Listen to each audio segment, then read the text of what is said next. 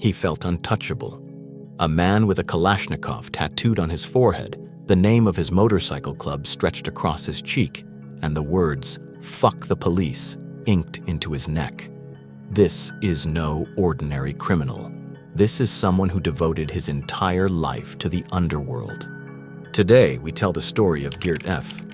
He started out small as a simple street dealer, but quickly worked his way up to the top of the criminal underworld. While serving as president of a motorcycle club, he became involved in a transport operation of unprecedented scale. At the time, no one could have predicted how this story would end. Geert F was born in 1973 in Bourgogne, Belgium. In 2009, he was sentenced to 14 months in prison and fined €1,100 after launching an extremely violent attack on a cyclist. It may have seemed like a harsh sentence, but the judge considered it the only appropriate decision. Geert had already been convicted multiple times for similar outbursts and had never learned from them. Less than a year after serving most of his sentence, he found himself in trouble once again. And this time, it was bigger. Much bigger. During a raid on a warehouse, police uncovered a massive cannabis plantation with more than 3,000 plants and over 100 kilograms of marijuana. But that wasn't all.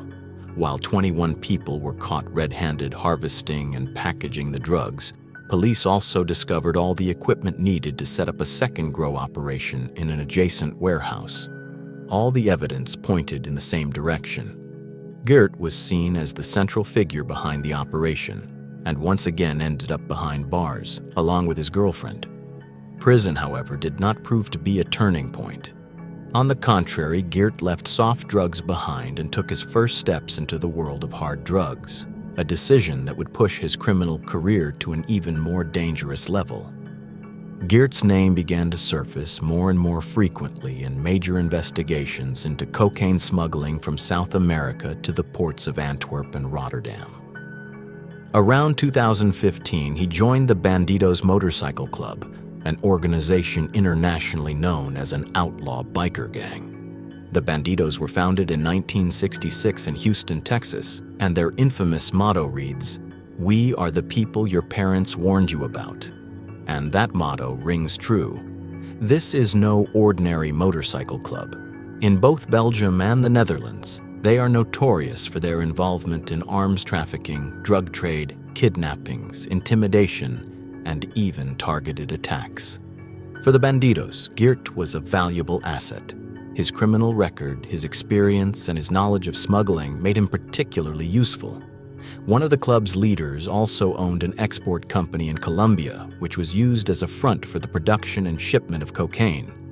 Within the club, Geert rose through the ranks quickly. He eventually became president.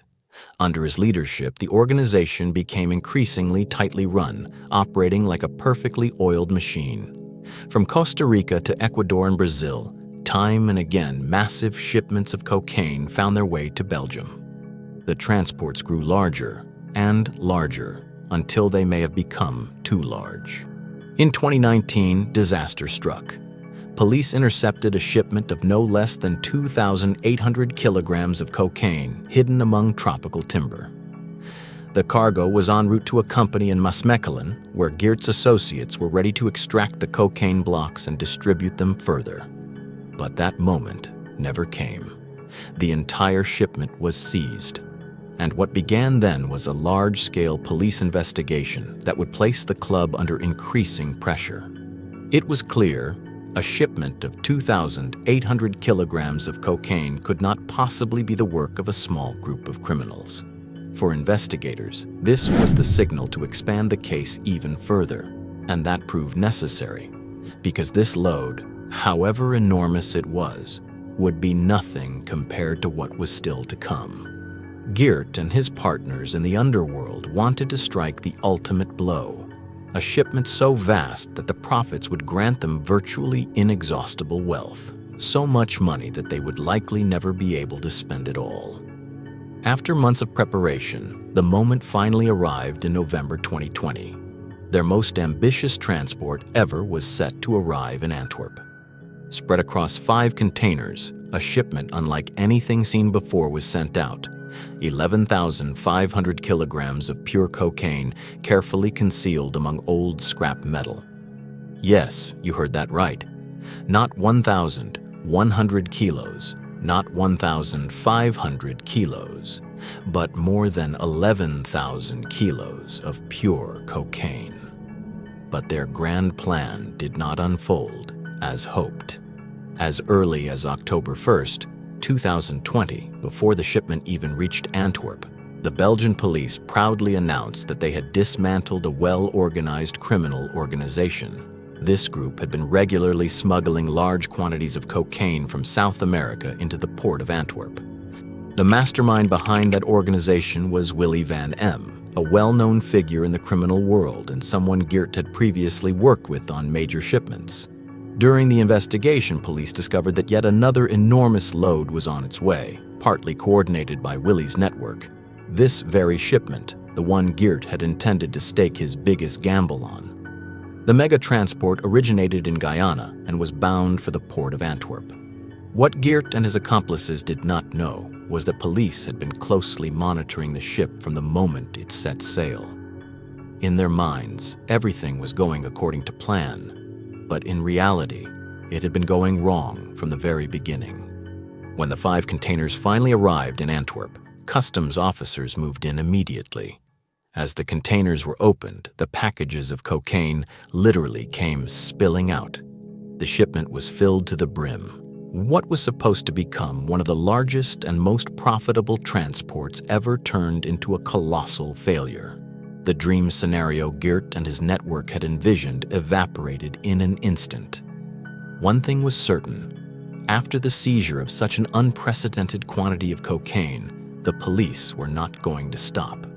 On the contrary, they would dig until every contact, every accomplice, and every link in the network was brought into focus. How Geert himself reacted to the loss of this multi-million-euro shipment remains a matter of speculation. He was likely boiling with anger, yet at the same time seemed barely fazed. Geert was living like a king in Marbella, where he owned multiple villas and luxurious properties. To him, it appeared to be nothing more than a setback, not the end. Driving his Mercedes Brabus, his Porsche Carrera, or riding his custom-built Harley-Davidson, together worth around 700,000 euros. Geert always made a stylish appearance on the Costa del Sol.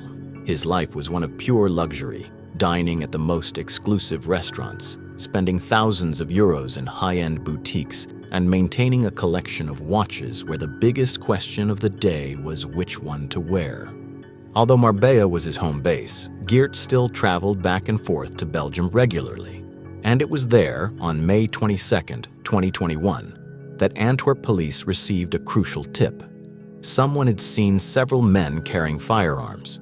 Officers decided to follow the suspects, and when they finally moved in, it proved more than justified.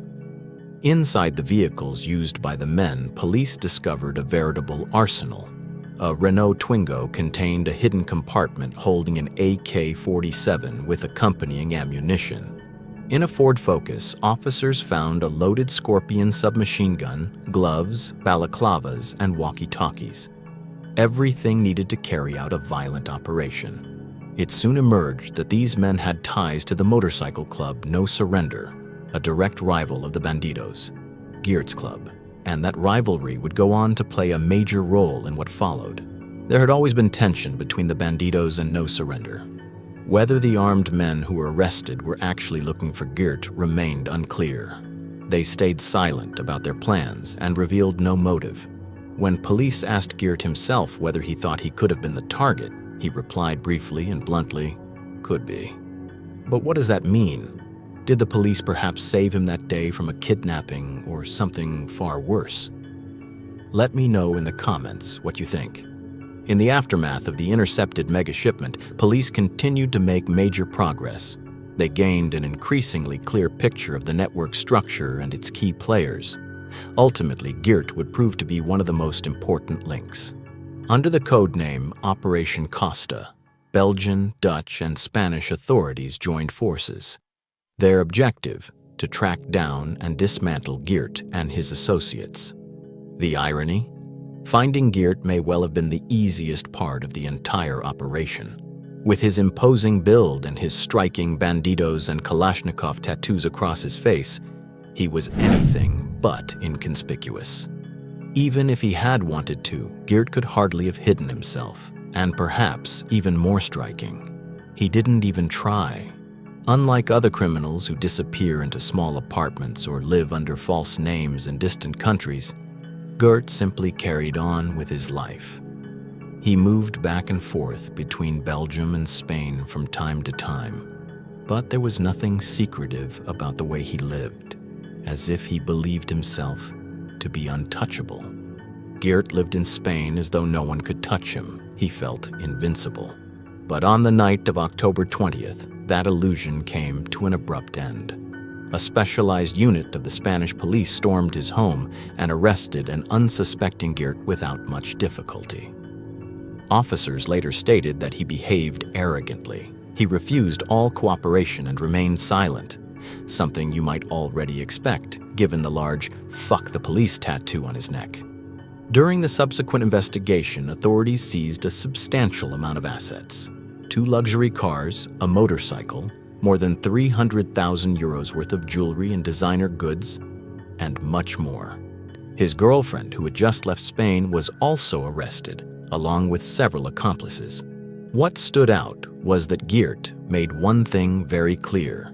He wanted to be extradited to Belgium as quickly as possible, as if he knew he would face milder conditions there than in Spain, and that turned out to be true. Barely a year after his arrest and extradition, Geert was already allowed to leave prison, albeit under electronic monitoring and strict conditions, but free nonetheless. The news hit like a bombshell. Belgian media reported in disbelief. Geert F has been released from prison under electronic surveillance. In the meantime, the judicial investigation has been completed, and the court has opened a new case file. Later this year, all suspects, including Geert, will be required to appear in court once again. The charges are anything but minor: membership in a criminal organization and large-scale drug trafficking. As of August 2023, it remains unclear exactly when the trial will take place. This was the story of Geert F. Did you find this video interesting? Be sure to leave a like, share your opinion in the comments, and subscribe if you haven't already. It only takes a second, but it helps this channel tremendously. Thanks for watching, and hopefully I'll see you again in the next video.